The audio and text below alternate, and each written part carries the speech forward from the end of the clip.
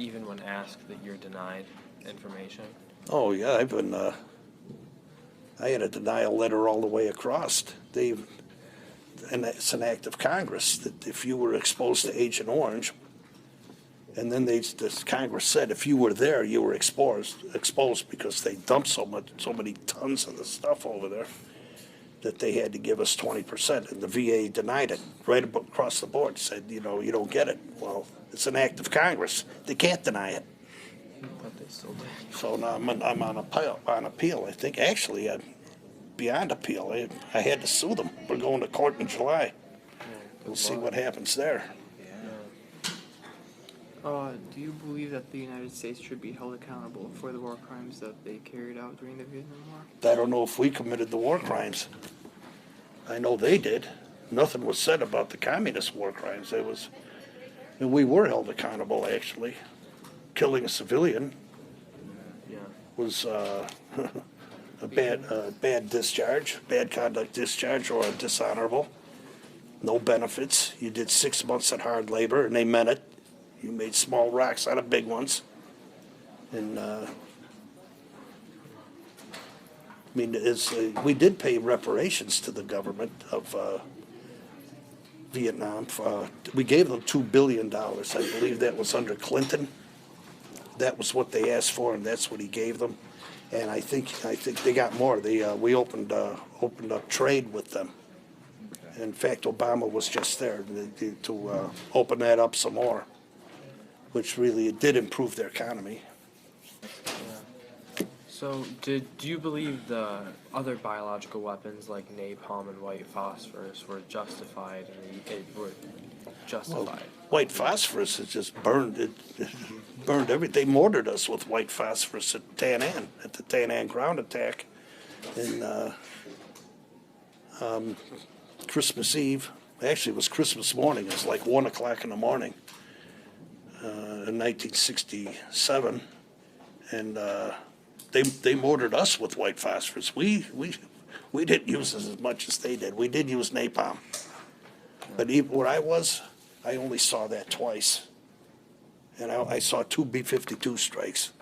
That was usually we were pretty remote where we were, and we just fought. Our help came from aircraft sometimes, helicopters usually. The helicopter wings. But we didn't use it but then I was there for both Tet Offensives. This was 68, I believe that it was after 68 that they were using it in 68, but I guess it was stepped up. It was used more after I got out, after I came home. But I know in 68 to 72 was very heavy use. Yeah. So you believe that everything that we used was completely justifiable in that war? Well, if you could have let your people, Johnson made sure that we would be fighting at a disadvantage. He put us at, we couldn't fire on any of them unless we were fired upon first, which means we always lost people. Yeah. And it was, it seemed, he stopped the bombing. Yeah. After we won the Tet Offensive, he stops the bombing of the North so they could rearm, refit, and attack us again in April. In May of 68, we had to do it all over again. Had to beat them again. And the newspapers are saying we're losing again. We actually beat them twice. So that was, about being betrayed. Yeah, Johnson betrayed us. He certainly did. And he made us look bad every chance he got too.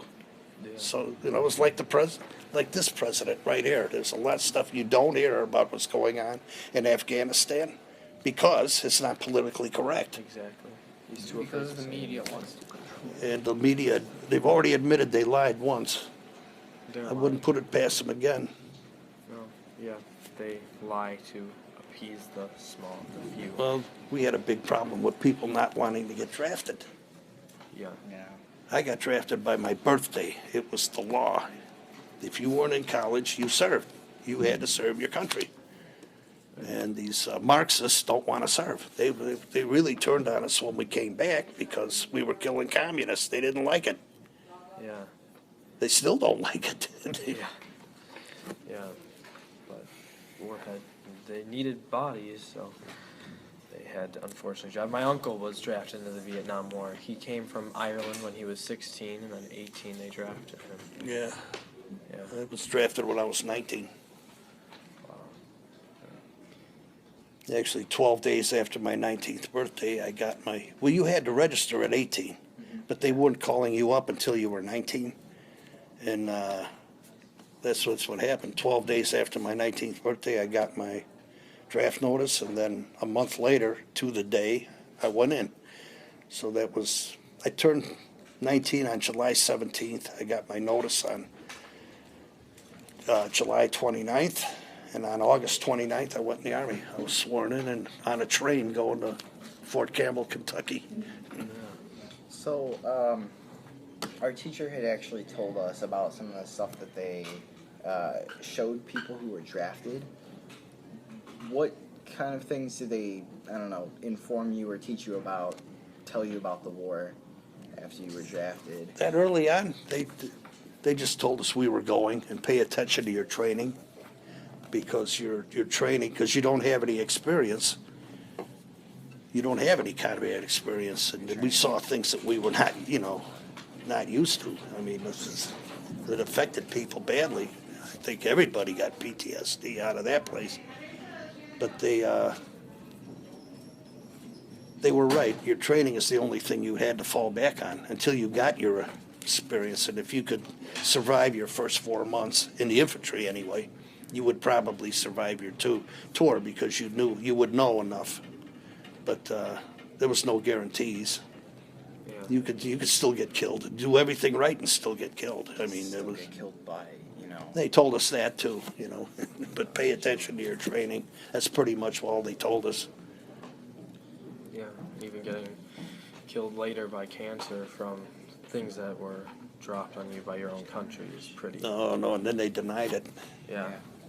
And they still deny the claims, which the reason they'll drag these things out, it's only supposed to take 6 months, but they'll drag them out 5 years. They're hoping you die. Once you die, your claim goes out the window. That's what they're still.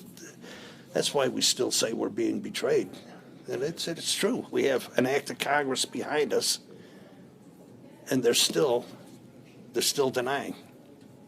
The VA is denying? Yeah. They treated you as if you were like nothing. Yes. Well, we saw that when he stopped.